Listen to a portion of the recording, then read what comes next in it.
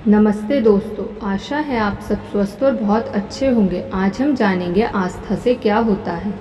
आस्था के बारे में एक दर्जन सबसे प्रबल वाक्यों को चुन लें। उन वाक्यों को जो आपको सबसे अच्छे लगते हो, फिर हर एक को याद कर लें। आस्था के इन विचारों को अपने चेतन मस्तिष्क में डाल दें। उन्हें बार बार दोहराते रहें, खास तौर पर रात को सोने जाने से ठीक पहले। आध्यात्मिक रूपांतरण की प्रक्रिया द्वारा वे आपके चेतन मस्तिष्क से आपके अवचेतन मस्तिष्क में पहुंच जाएंगे और समय के साथ आपकी मूलभूत मानसिकता और सोच को सुधार देंगे। यह प्रक्रिया आपको एक विश्वास करने वाले व्यक्ति में बदल देगी, एक उम्मीद करने वाले व्यक्ति के रूप में। और जब आप इस तरह के बन जाएंगे तो आप समय के साथ सफल भी होंगे। आप में वह प्राप्त करने की नई शक्ति होगी जो ईश्वर और आपके अनुसार आपको जीवन में मिलनी चाहिए। आध्यात्मिक शक्ति की तकनीक है, बहुत ही चतुराई से उस तरीके पर जोर देती है जिसके द्वारा कोई व्यक्ति अपने आप को कुछ बना सकता है। आस्था की ढाल से आप बुरे लोगों के तीरों को असफलता कर पाएंगे।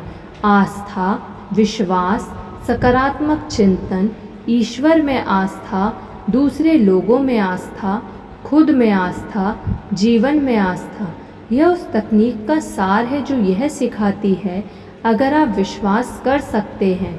यह कहती है अगर आप में विश्वास हो तो आपके लिए सब कुछ संभव है।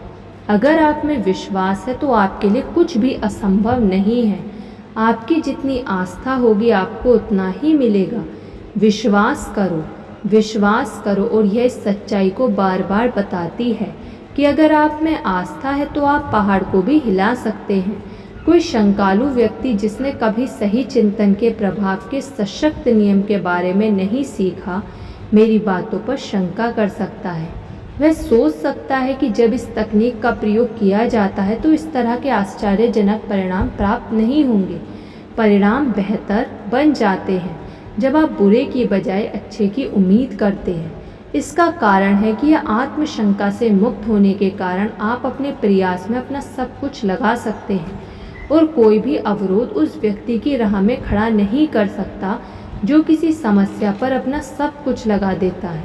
जब आप किसी कठिनाई का सामना व्यक्तिगत एकता के रूप में करते हैं तो कठिनाई, जो एकता के अभाव का रूप है, अपने आप कम होने लगती है। जब आपकी पूरी शक्ति, शारीरिक, मानसिक और आध्यात्मिक की पूरी एकाग्रता लग जाती है तो इनका सही तरीके से प्रयोग किया जाता है तो इनके विरोध में कोई बाधा खड़ी नहीं रह सकती।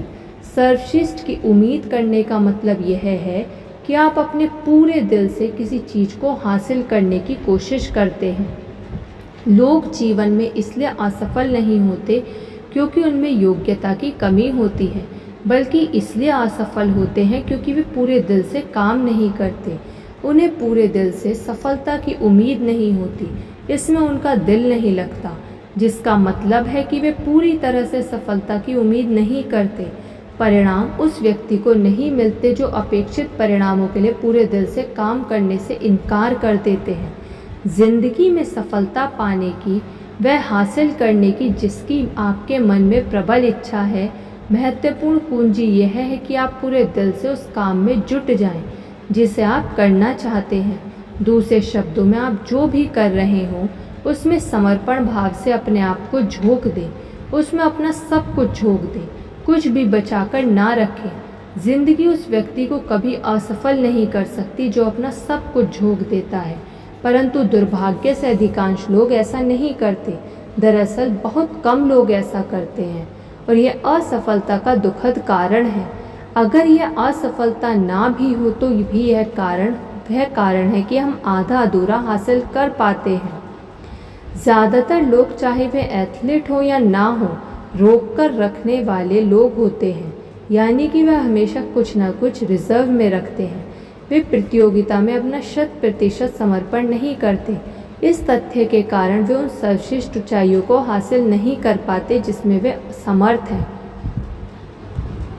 अपने आप को रोककर ना रखें, पूरी तरह से लगा दें। ऐसा करें और जिंदगी भी आपको रोककर नहीं रखेगी।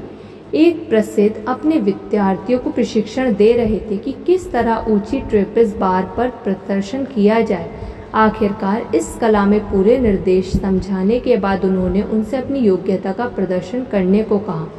एक विद्यार्थी ने उसे असुरक्षित स्थान को देखा जहाँ से उसे प्रदर्शन करना था और अचानक वह भयभीत हो गया। वह पूरी तरह से डर के मारे जम गया था। उसके मन में एक भयावह कल्पना आ गई थी कि वह जमीन पर गिर रहा है। उसका डर इतना गहरा था कि वह अपनी एक भी मांसपेशी नहीं हिला पा रहा था। वह चिल्लाया, मैं इसे नहीं कर सकता, मैं इसे नहीं कर सकता। प्रशिक्षक ने उसके कंधे पर हाथ रखा और कहा, बेटा तुम इसे कर सकते हो और मैं तुम्हें बताऊंगा कि तुम इसे किस तरह कर सकते हो। फिर उसने एक ऐसे वाक्य कहा जो अत्यंत महत्वपूर्ण है। यह उन समझदारीपूर्ण वाक्यों में से एक है जो मैंने सुने हैं। उसने कहा, अपने दिल को बार के ऊपर फेंक दो और तुम्हारा शरीर उसका अनुसरण करेगा। इस एक वाक्य को नोट कर लें, इसे कार्ड पर लिख लें और अपनी जेब में रख लें। इसे अपनी डेस्क पर कांच के नीचे रख लें। इसे अपनी दीवार पर लगा लें। इसे अपनी शेविंग मिरर पर चिपका लें। इससे भी बेहतर आप इसे अपने दिमाग में लिख लें। अगर आप जीवन में सचमुच कुछ करना चाहते हैं, इस वाक्य में बहुत शक्ति भरी हुई है। अपने दिल को बार के ऊपर फेंक दो और तुम्हारा शरीर उसका अनुसरण करेगा। दिल रचनात्मक गतिविधि का प्रतीक है। अपने दिल में यह संभालें कि आप कहाँ जाना चाहते हैं और आप क्या करना चाहते हैं। इसे अपने अवचेतन मन में इतनी गहराई से संभालें कि आप कभी नहीं का जवाब सुनने के लिए तैयार ना हो। फिर आपका पूरा व्यक्तित्व आपके दिल का अनुसरण करेगा। अपने दिल को बार के ऊपर फेंक दो का अर्थ यह है कि आप अपनी आस्था को अपनी कठिनाई के ऊपर फेंक दें। अपने संकल्प को हर बाधा के ऊपर फेंक दें। अपनी कल्पना की तस्वीर को अपनी मुश्किलों के ऊपर फेंक दें।